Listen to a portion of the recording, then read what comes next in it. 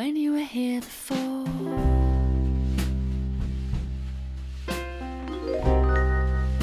Couldn't look you in the eye.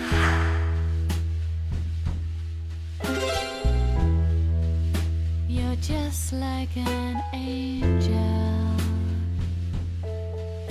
어머님 여기가 의원실인지 정원인지 구분이 안 가요. 제가 자연을 좋아하고 꽃을 좋아합니다. IT 전문가신데 꽃과 나무.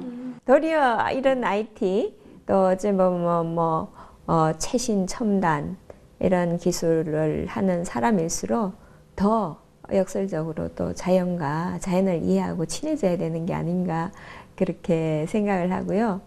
도시농부의 별명을 가지셨더라고요. 자라기는 저는 도시에서만 자랐고요. 텃밭을 한 3년을 했습니다. 땅을 막 열심히 파고 이렇게 하면은 참 저는 사실 이게 스트레스 해소용 힐링으로 이걸 한 건데 열심히 파고 하면 육체는 참 고단하지만 정신은 굉장히 맑아지고 마음도 깨끗해지고 그래서 또 다음 일주일을 참 즐겁게 보낼 수 있더라고요. IT 전문가답게 예. 혹시 책을 전자책을 읽으시는지 그것도 궁금한데. 예, 전자책을 잘 읽진 않아요. 책은 그래도 넘기는 맛이 있어야죠. 그런데 이제 주로 차로 이동할 때는 그 패드를 이용해 가지고 많이 봅니다. 그런데 요즘은 대변인을 맡고 있어서 뉴스 기사를 더 많이 봅니다. 예.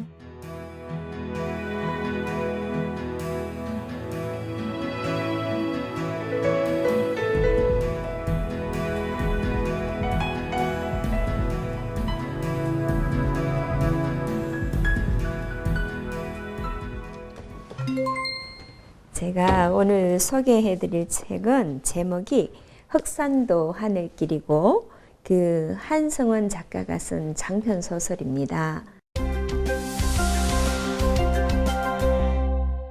이 소설은 그 정약전이라는 다산 정약용 선생의 둘째 형님이에요. 그분이 유배되었을 때 16년간 유배할 때의 삶을 그린 것인데요. 어찌 보면 보통의 이제 이런 소설들이 실록의 냄새가 나는데 이 책은 실록보다는 조금 철학적인 냄새가 나는 책입니다.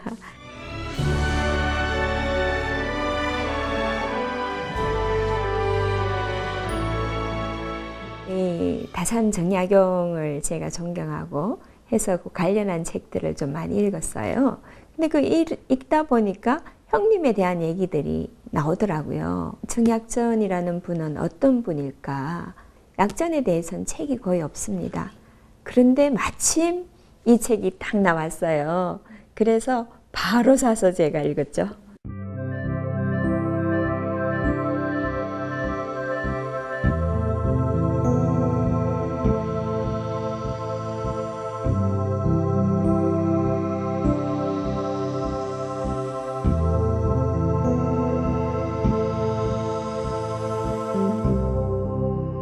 흑산도라는 아주 갇혀진 이런 한정된 지역에서 여기에 유배 온 사람이 갈 수 있는 어찌 보면 유일한 길이고 자유로운 영혼이 마음껏 꿈꿀 수 있는 공간, 내 보고 싶은 동생을 만날 수 있는 길, 또 내 두고 온 가족과 이런 사람들을 또 그릴 수 있는 길, 내 영혼이 그냥 무한정 춤출 수 있는 길, 이런 길이라고 보시면 돼요.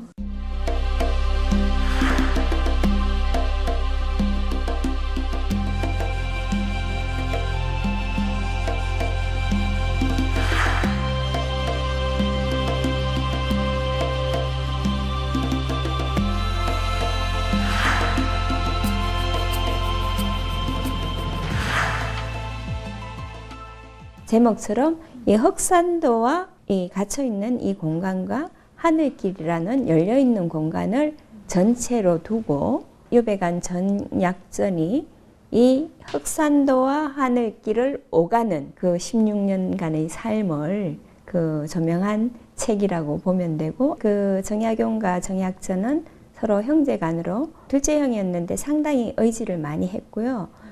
그리고 정조가 이 두 형제를 굉장히 이뻐했습니다. 그래서 둘 다 벼슬을 하고 있었고요. 그런데 이제 정조가 돌아가시면서 신유 박해, 그때 정약전은 신지도로 유배를 가게 됐고, 황사현 백서 사건 이후로 흑산도로 유배를 가게 됐습니다. 근데 사실 이 유배를 간 이유는 천주교를 믿었기 때문이다. 근데 실제로 그 이면을 보면은 노론과 남인의 당파 싸움이고, 거기에서 그 당파 싸움에서 밀린 거죠.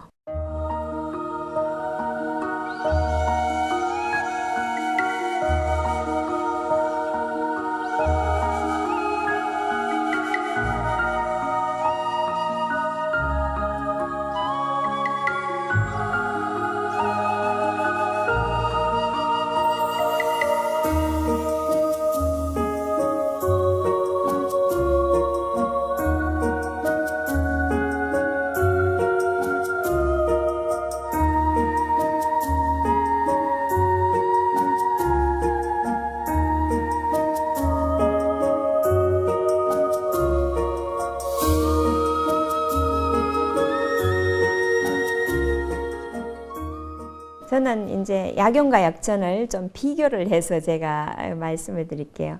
둘 다 일단 실사구시, 실학을 존중하는 사람들인데, 약용은 IQ가 아주 높은 사람이고 약전은 EQ가 높은 사람이고, 그 다음에 약용은 어쨌든 유배를 가서도 선비적인 삶을 살았습니다. 많은 책을 읽고 그것을 가지고 기초로 해서 자기의 생각을 집대성해서 그렇게 많은 책을 남겼어요. 근데 약전은 흑산도 사람들의 삶으로 들어가면서 실제 현장에서 직접 체험하면서 무엇이 필요한가, 어떻게 해야 되는가, 이런 거를 느끼고, 그래서 현산어보라는 책도 만들게 된 거고요. 물고기 연구를 하게 된 거죠.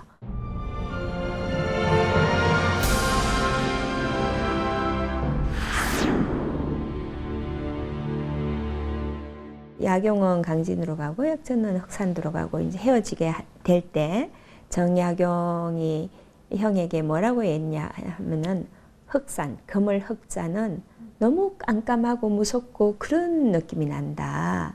그래서 금을 현자로 해서, 금을 현자는 좀 뭔가 그 오묘하고, 같은 검은색이라도 오묘하고 이런 느낌이 나기 때문에 나는 앞으로 흑산이라 안 부르고 현산이라 부르겠습니다 해서 사실 약전의 호가 현산이 된 거예요. 그런데 이 금을 현자가 보면은 동일한 한자를 현으로 읽을 수도 있고 자로 읽을 수도 있어요. 그런 의미로 보면 당연히 이거는 현자로 읽어야 되는데, 후대에 있는 사람들이 이 자를 보고 그냥 자자로 읽은 거예요. 자산어보 이렇게 해서 계속 자산어보라고 내려오다가, 이 연구를 하는 사람이 약전의 호가 현산인데 이거는 자로 읽을 게 아니라 현으로 읽어야 된다 해서 현산어보가 더 맞다. 저는 개인적으로도 그렇게 생각합니다. 네.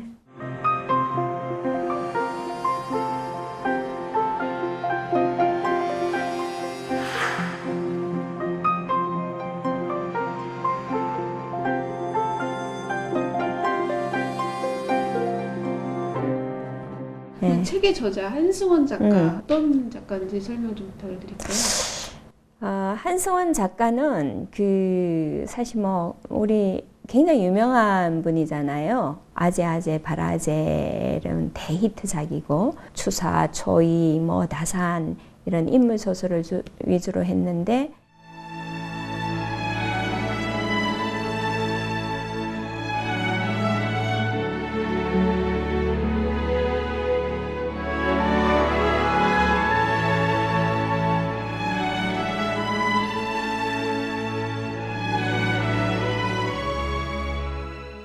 성률조계에 대한 얘기가 있어요. 근데 여기 보면은 좀 읽어볼까요? 예. 집 푸르고 거친 바다 물결 속에 떠 있는 섬 흑산도는 거대한 조개 껍데기이고, 나 정약전은 그 속으로 들어온 한 마리 파랑새이다. 그 새는 머지않아 거대한 검은 껍데기를 열어젖히고 훨훨 날개를 저으며 무트로 날아갈 것이다. 세상의 모든 껍데기가 알맹이를 절망하게 하는 것은 아니다. 껍데기는 자기를 가두면서 동시에 자유를 누리게 하는 현묘한 방이다. 갇혀 있음 속에서 자유를 누린다는 것은 거듭난다는 것이고 전혀 다른 새 생명으로 부활한다는 것이다. 저는 이제 이 부분을 읽으면서 헤르만 헤세의 데미안이 그 생각이 났어요. 알은 세계다. 깨어나려는 자는 그 세계를 파괴하여야 한다. 그런 것들이 같이 좀 이렇게 오버랩이 되더라고요. 가침과 또 프로노키라는 어떤 그 작가는 얘기를 하고 싶어 했어요.